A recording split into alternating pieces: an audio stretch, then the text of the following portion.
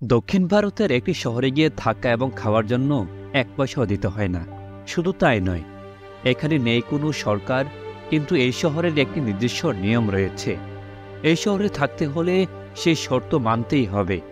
চেন্নাই থেকে প্রায় ১৫০ কিলোমিটার এবং পদুচেরি থেকে প্রায় ১২০০ কিলোমিটার উত্তরে অবস্থিত ছোট্ট নগরটি ধর্ম, বর্ণ, ভাষার বৈষম্য এবং বৈচিত্র্যময় ভারতের এক অদ্ভুত শহর এটি। এই শহরে ধর্ম, বর্ণ, অর্থ, ভাষার কোনো ভেদাভেদ নেই। এমনকি এখানে কোনো সরকারও নেই। তবু শহরে কোনো বিশৃঙ্খলা নেই। শহরে বাসিন্দারা নিয়মকানুন মেনেই তাদের জীবন চালান। এ যেন এক রূপকথার নগরী। শহরের নাম অরোভিল। এখানে কোনো সরকার নেই, কোনো ধর্মও নেই। এমনকি এখানে থাকা খাওয়ার জন্য কোনো টাকাও দিতে হয় না। বইয়ের পাতায় এ ধরনের শহরের কথা কখনো পড়ে থাকলেও বাস্তবে এরকম হতে পারে, তার জলজ্যান্ত উদাহরণ হলো এই অরোভিল।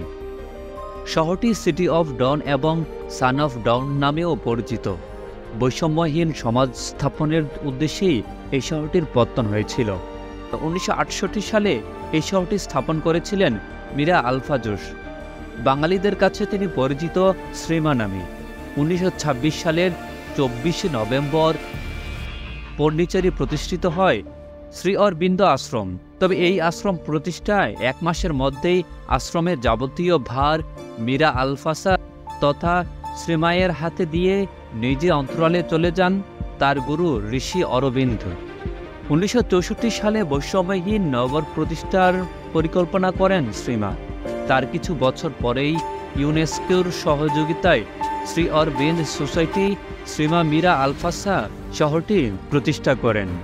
শুনলে অবাক হবেন যে অরোভিলে সরকার বা ধর্মের কোনো ধারণা নেই। এই শহরে প্রাপ্তবয়স্ক ব্যক্তিদের সমন্বয়ে গঠিত একটি সমাবেশ দ্বারা পরিচালিত। সদস্যরা সকলেই ভিন্ন সংস্কৃতির, ভিন্ন জাতির মানুষ।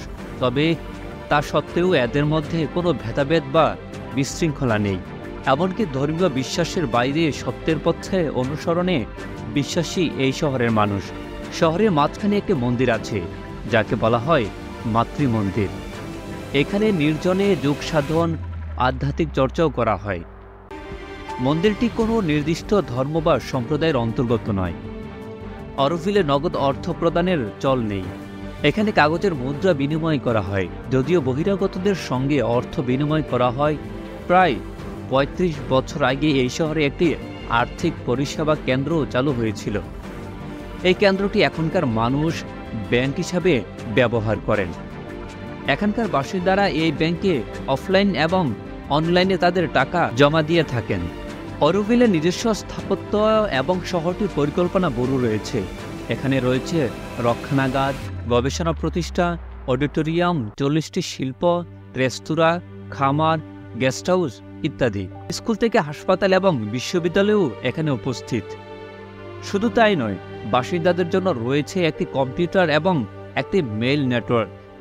অরোভিলের নিজস্ব কোনো বিমানবন্দর নেই। এমনকি পন্ডিচেরিও কোনো বিমানবন্দর নেই।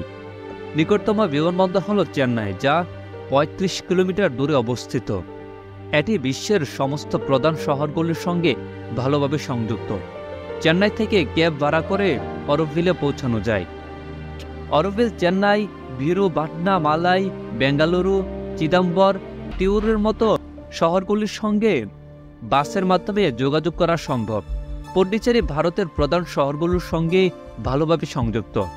অরোভিলের নিকটতম রেলওয়ে স্টেশন হল ভিলুপুরম, যা শহর থেকে ৩২ কিলোমিটার দূরে অবস্থিত এবং ভারতের প্রধান শহরগুলির সঙ্গে ভালোভাবে সংযুক্ত।